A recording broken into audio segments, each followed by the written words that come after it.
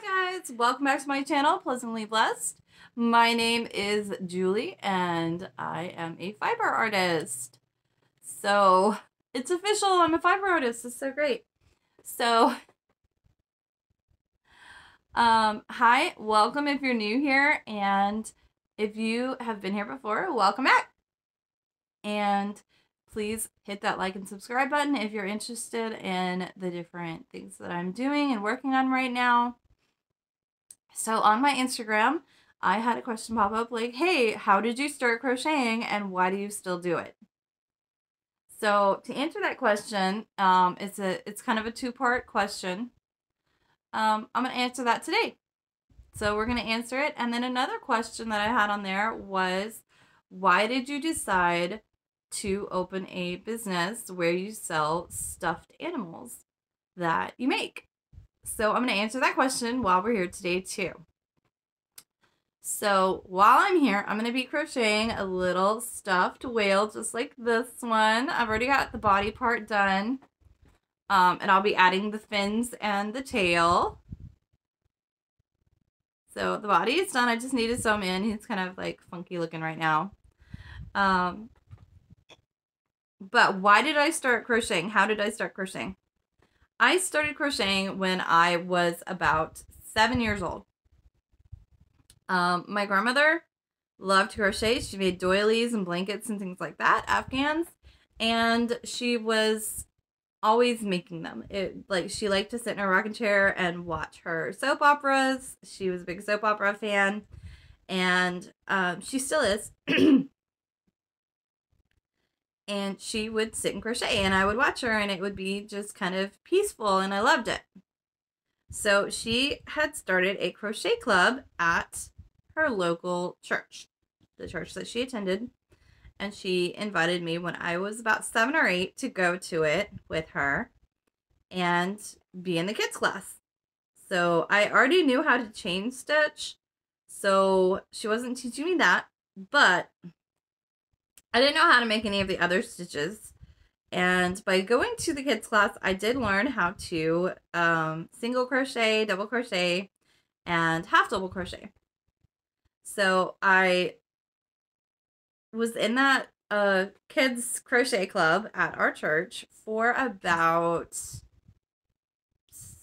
5 or 6 years until I got to high school. And then when I got to high school, I was told that it was super lame and nobody does that anymore. And it's, you know, I was basically bullied for knowing how to crochet, which now looking back at it, that's insane because you see so many young girls now that they really truly want to learn how to crochet and they love it. And that was me back in the late 90s, early 2000s. Excuse me, I have a little cough. But my grandma taught me how to do it, and I never really learned how to make shapes or anything because we just made washcloths and things like that. There's this. If you guys are interested, that's how I start my whales, and then everything else is sewn onto it. But yeah, I was that kid. I was the kid that went with their granny to the church and crocheted. And I loved it. You know, it was one of my favorite things to do. My grandmother now is in her late 90s. And she is about to turn 98. And she still crochets. She has dementia and she crochets. So, I mean, muscle memory is huge and it's there. And, you know, she still makes little doilies and things. And it's amazing that she's able to still do that. And that's what I want when I get older. Also, as I want to, you know, be able to do things. Especially something that I love so much. So, fast forward to, oh, it's not cool to crochet. And I stopped. I stopped crocheting when I was about 15, 14 or 15. Might have been a little earlier than that even. But I stopped learning how to crochet.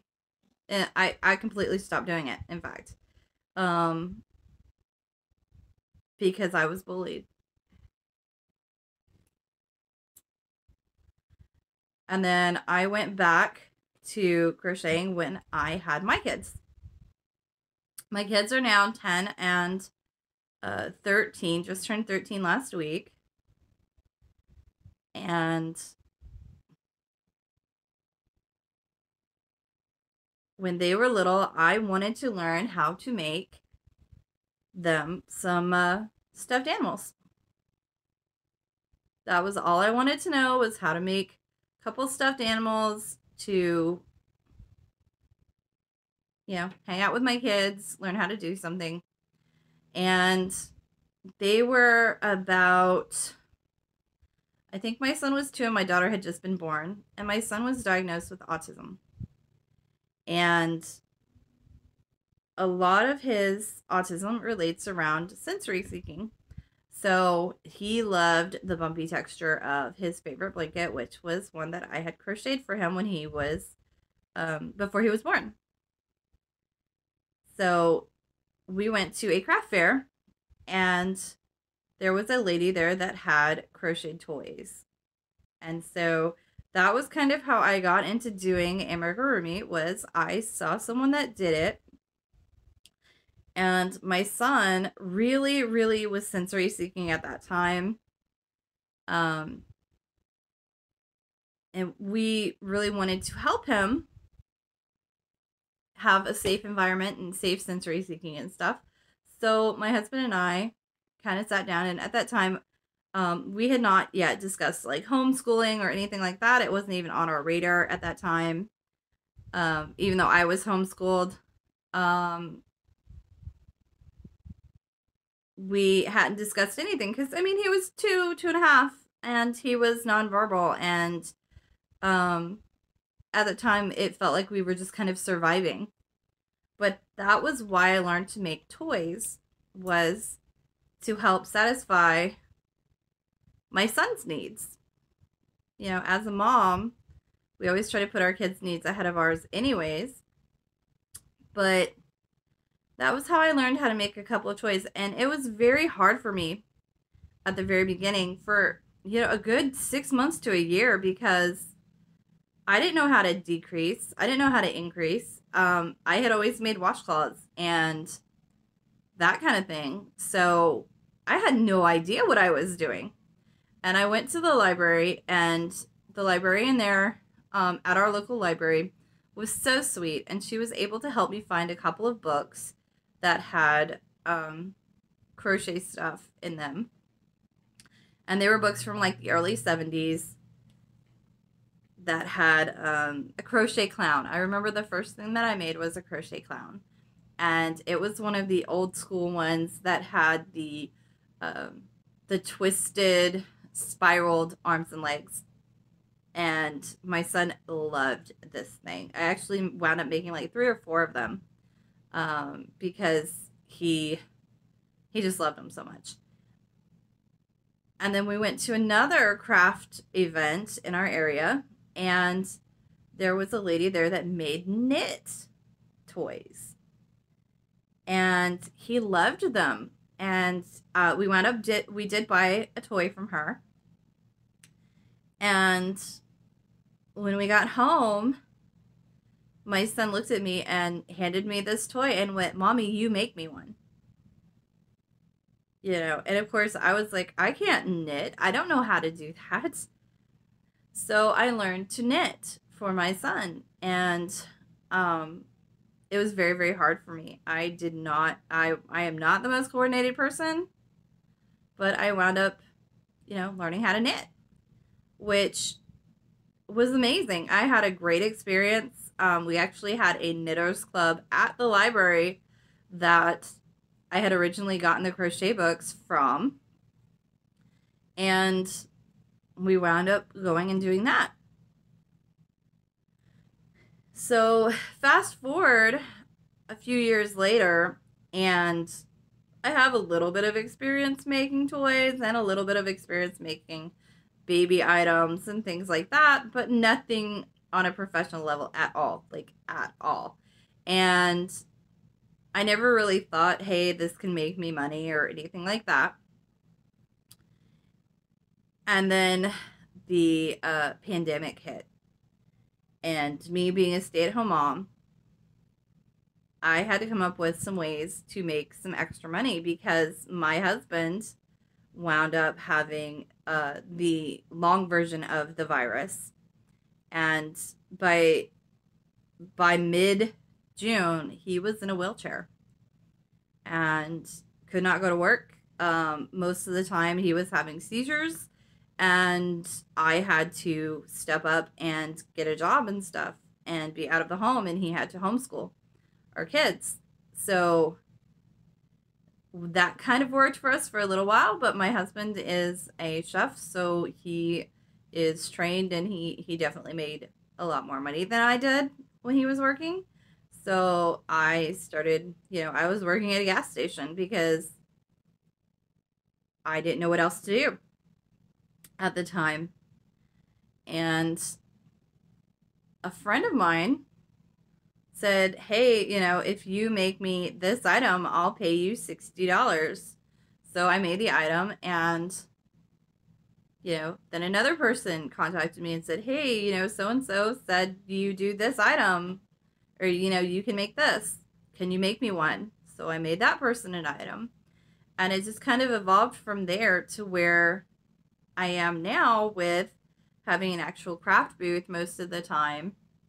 And I love it. I love being out with people and showing them what I can do. And I've learned so much making different toys and stuff for people. I had no idea that there was such a following, that the craft circuit and the people within it were so amazing. I had no idea. Because before that, I had only sold at like garage sales and stuff. Like anything that was extra that I had, I would just sell it at the garage sale for $5, $10.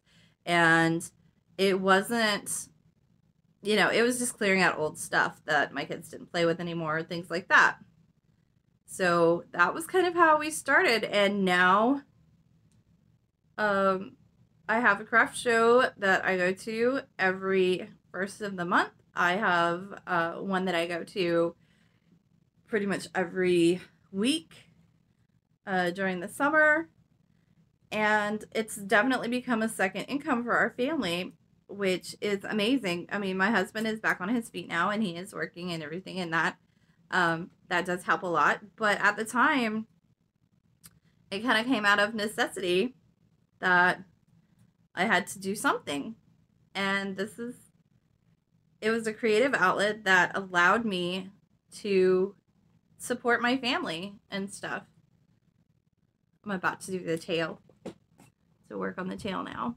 And so that was how I started this business with my husband's support, and how and why I decided to do a crochet shop, and why I started this YouTube. So the YouTube itself was just started to show people like, hey, come out and see us, that kind of thing.